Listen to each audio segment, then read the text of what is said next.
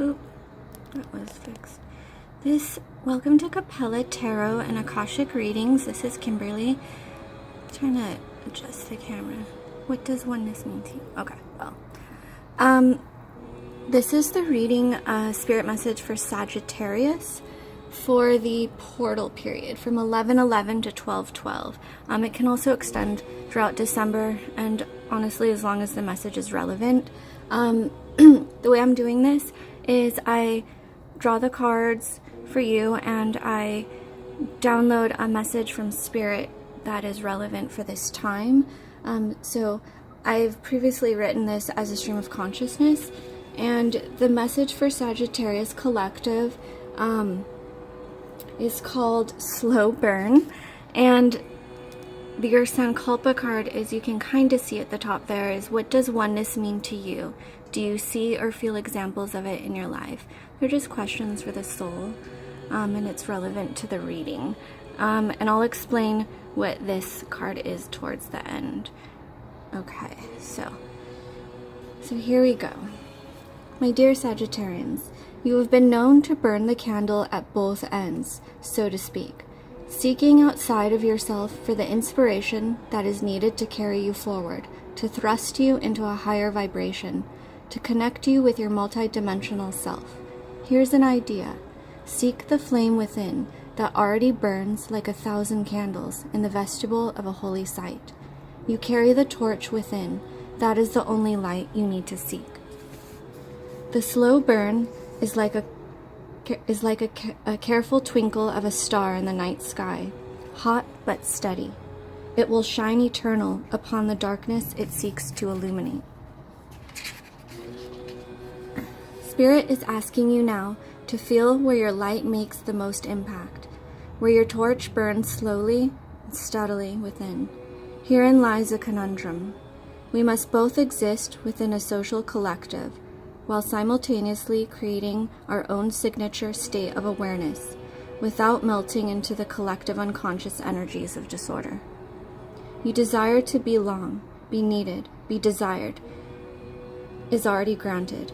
You are being urged to be the torchbearer for the many that need the light cast before them. This can only be achieved from a state of balanced energy, union within and with the divine. It is a slow romance of the divine self and the soul. Be so much brighter than you ever imagined or believed you could be. This will carry you forward to your destiny. Hope you liked that message from Spirit. It was not a very long one, but a very powerful one. And I will, as always, include the written original transcript below the reading videos so that you can read the words again, because these are in a form of an energy transmission, so it carries healing codes. Okay, now I'm going to talk about what this card is here. This is your heart healing card. They're created by this amazing woman named Faye Rosie. She lives in Australia, and these cards are, again, they're healing activation cards. You can see at the bottom there's light language. Just viewing this card will help you balance. I'm going to read you what this card polarity, how it will activate and how it is helpful to you, Sagittarius. Maybe I'll hold it up for you while I read. Okay. Polarity. Overload of stress, circuit breaker trips, reversed polarity. All imbalances begin in the electromagnetic field of the body. When stress overloads our system, we feel abused or violated, and in order to cope, our circuit breaker trips, causing the electrical polarity to reverse. Stress arises from many factors: abuse, accidents, upsetting news, dietary imbalance, overwork, night shifts, and lack of sleep. Basically, when our needs are not being met. Normally, we establish the correct polarity within a short time. However, if the stress is ongoing, too many stressors at a time, or the shock has been too great, our body does not reestablish itself, and long-term reverse polarity sets in. In a healthy body, the electromagnetic field feeds energy via the chakras, into the meridians, and into the nervous system, where it is distributed to all our organs and body parts. Should the magnets which produce the electromagnetic field, be sufficiently stressed, they switch polarity. Example, the north and south poles of the magnet reverse. Basically, it makes it very difficult, near impossible, to ground to the earth. The generator reduces its output so that an insufficient current flows into the chakras. With not enough force of energy acting on the chakras to push the energy along the meridians, energy stays within the meridians, causing a compression. We now have an excess of energy in the meridians, which flows backwards, reversed polarity again. This lack of power causes polarity reversal of the cells within the nervous system, the organs and the body parts, resulting in depressed bodily functions. The crown chakra nourishes the body, mind, emotions, and spirit, and influences all the body's major systems, beginning with the central nervous system. The crown chakra connects us to our spiritual source and is the first chakra to be affected, with less power being generated in our field.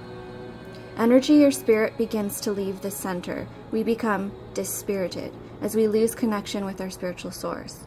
It is normal for reverse polarity to temporarily occur when we are making adjustments. It is doing a backwash for cleansing and releasing in the process of change. The final reversed polarity occurs at the time of dying, to assist the spirit to be released through the crown center. When we experience long-term reverse polarity, we appear and can feel like the walking dead, from lack of aliveness and the ability to live in the present. Of course, that's an extreme version.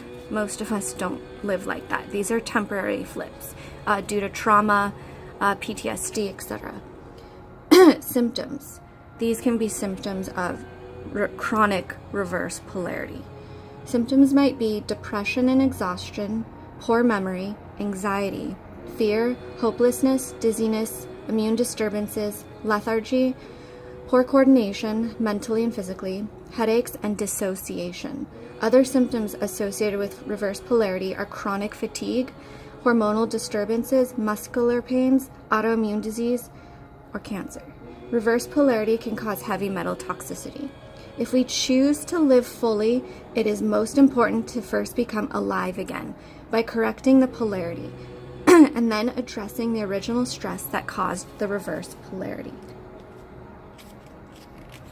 So this card came up when I asked which card is best for Sagittarius collective at this time. Truthfully, I use this card for myself every day. I've come from a background of chronic reverse polarity. I was born in chronic reverse polarity. So all the energy would go to my head instead of down to Gaia. It felt very ungrounded, like I was walking on air. It was, like it said, like a feeling like a walking zombie. It's very important to ground our energy and spirit energy into the earth. That is how we feed Gaia with life force energy, and that's why we're here. So hopefully this card, you guys can see it. I think I might post another video with a photo of it or something, or on my Instagram page. My Instagram's the unmanifest energy. Yeah, the unmanifest energy. So I'll post a photo of this because it helps to stare at it and meditate, and it really, you will feel the energy switch directions. That's what you should feel. The energy, the flow, switch directions if you're very sensitive, of course. If you're not super sensitive to subtle energy, you may not feel anything. But just let this be a suggestion and intend for your energy to go down into the earth. So that is your reading, Sagittarius, for the portal period. Sorry for my odd dates. I just seem to do these when I'm inspired or spirit sends a message. I hope you enjoyed that and have a blessed day. Thank you. Ciao.